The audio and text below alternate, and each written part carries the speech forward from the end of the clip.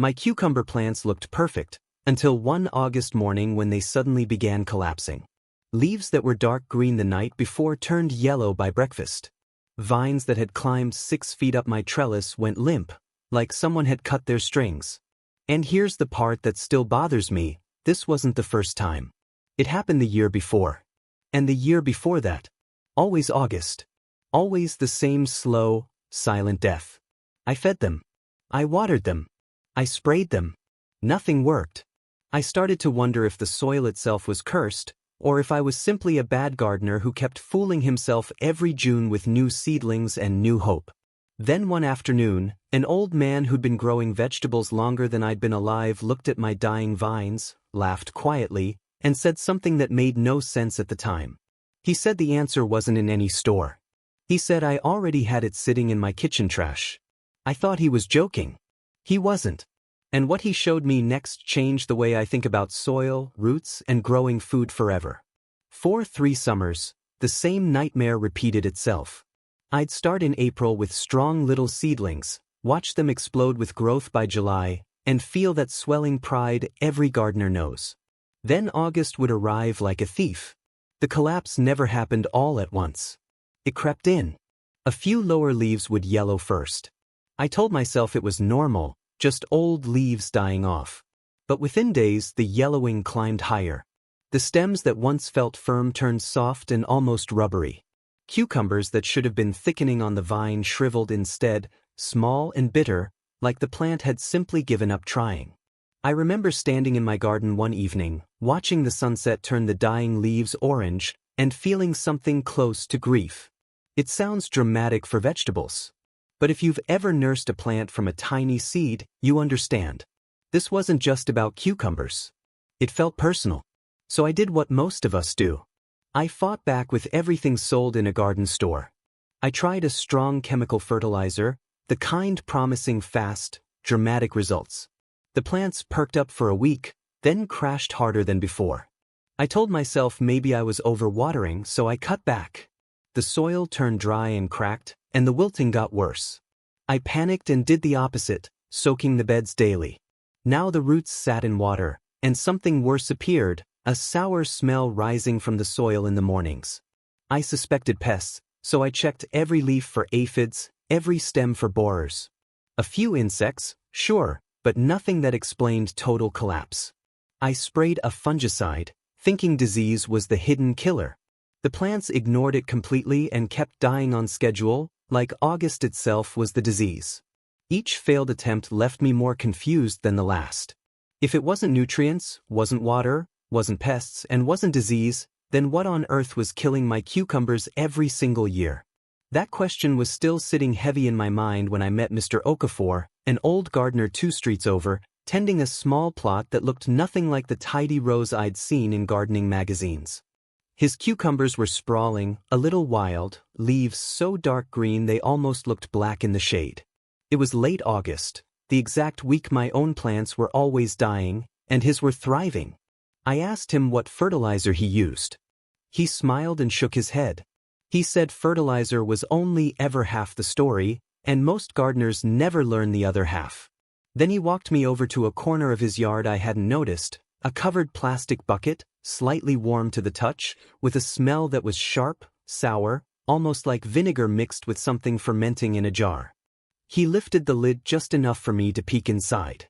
Whatever was in there was bubbling, quietly on its own. He told me it wasn't fertilizer at all, not in the way I understood the word. It was something his grandmother used to make, something she called living water, brewed from vegetable peels, banana skins, and eggshells left to sit and transform for weeks. I assumed it was just compost tea, something I'd already tried without much success. But that's not what surprised me. He explained that the difference wasn't the ingredients.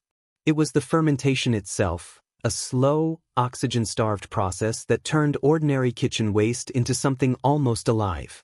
I didn't realize something even stranger was happening inside that bucket, something with a name I hadn't heard before. Lactic acid bacteria, the same tiny organisms that turn cabbage into kimchi and milk into yogurt, quietly multiplying by the billions in that container, waiting to be poured onto soil. He explained it to me like this. Healthy soil behaves more like a busy city than a pile of dirt.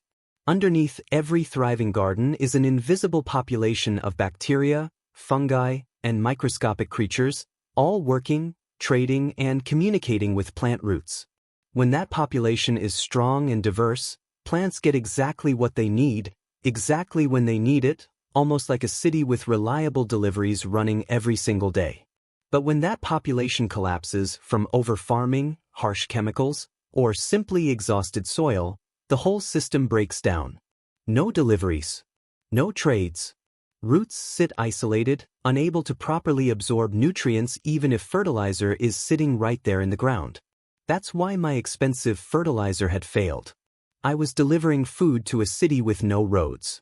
Fermented kitchen scraps, he told me, rebuild those roads. As vegetable peels and eggshells ferment, they don't just break down, they become colonized by beneficial microbes that multiply explosively in that anaerobic, slightly acidic environment. When you pour that liquid onto soil, you're not just adding a few nutrients. You're deploying an entire army of living organisms that outcompete harmful pathogens, break down organic matter into forms roots can actually absorb, and physically loosen compacted soil as they move through it. I thought I finally understood the whole picture, until he told me the biggest surprise came weeks after he first started using it, when he noticed his soil no longer smelled like dirt at all. It smelled sweet, almost earthy in a way he couldn't quite describe, like a forest floor after rain. He walked me through exactly how he made it, and I want you to picture this because the process itself feels almost magical to watch. He starts with a mix of vegetable scraps, mostly peels from potatoes, carrots, and cucumbers themselves, along with crushed eggshells for calcium and a handful of banana peels for potassium. These go into a sealed container with just enough water to cover them, never packed too tight, because trapped gas needs somewhere to escape. Within 2 to 3 days, tiny bubbles start rising to the surface. By day 5, the smell shifts from vegetable to something tangy and almost fermented fruit sharp. By day 10 to 14, it's ready, a dark, slightly cloudy liquid with a smell some describe as sour bread, others as strong vinegar. He warned me about one critical mistake beginners make: never seal the lid completely airtight, or pressure builds and the whole thing can explode. He also warned against letting it smell rotten or putrid rather than sour. That means it went wrong and should be discarded. Once ready, it gets diluted, roughly 1 part liquid to 10 parts water, and poured directly around the base of the plants, ideally in the cool of early morning when roots are most active and able to absorb it. He also showed me something I hadn't expected: a small notebook with pages softened and curled from years of handling, filled with his grandmother's handwriting. Dates, weather notes, which batches worked and which ones failed. She'd apparently learned the method from her own mother, back when buying fertilizer simply wasn't an option for most families, and feeding the soil meant using what the kitchen already produced. Reading through it felt like uncovering a forgotten language, one that modern gardening had quietly stopped teaching. I asked him why more people didn't know this. He shrugged and said convenience always wins, at least until it stops working, and then people go looking for what their grandparents already knew. I started my own batch that same week, skeptical but desperate enough to try anything. The first application felt uneventful, just dark water soaking into dry soil. But within 10 days, something shifted. New leaves came in a shade of green the first hadn't seen on my cucumbers all summer, deep and almost glossy. The vines that had been sagging began standing straighter, reaching for the trellis again like they'd remembered how to grow. By the 3rd week, I noticed the soil itself had changed texture, no longer dry and crumbly but slightly moist and crumbling in soft, dark clumps, alive with earthworms I hadn't seen in that bed before. And then August arrived, the month that had broken me 3 years running. I watched every morning, waiting for the yellowing to start. It never came. My cucumbers didn't just survive August, they thrived through it, producing more fruit in the final weeks of summer than they had in the entire season before. There was one more thing I hadn't expected, something that took almost a full month to notice. My tomato plants, growing in a bed nowhere near the cucumbers, started looking healthier too. I hadn't fed them the fermented liquid directly, but the improved soil biology seemed to be spreading through the whole garden, like the underground city was expanding its roads into neighboring blocks. I mentioned this to Mr. Okafor, and he just nodded like it was the most obvious thing in the world. Healthy soil, he said, doesn't stay contained. It shares itself. That single sentence stuck with me longer than almost anything else he told me that summer. By the time September arrived, my cucumber vines were still producing, still climbing, still a deep, healthy green, weeks past the point where they normally would have already collapsed and been pulled from the ground. Friends who saw pictures assumed I'd bought some new heirloom variety bred for late-season resistance. I hadn't changed a single seed.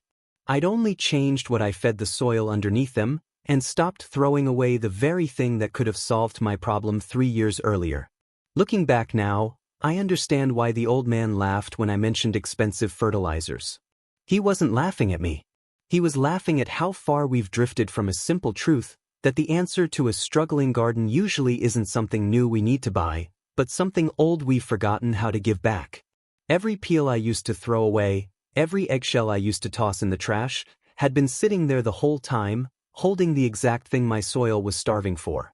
My cucumbers didn't need rescuing from some mysterious August curse. They needed their underground city rebuilt, its roads reopened, its workers put back to work. And the strangest part is this. The solution had been sitting in my kitchen bin the entire time, waiting for someone to notice. It was never really waste at all.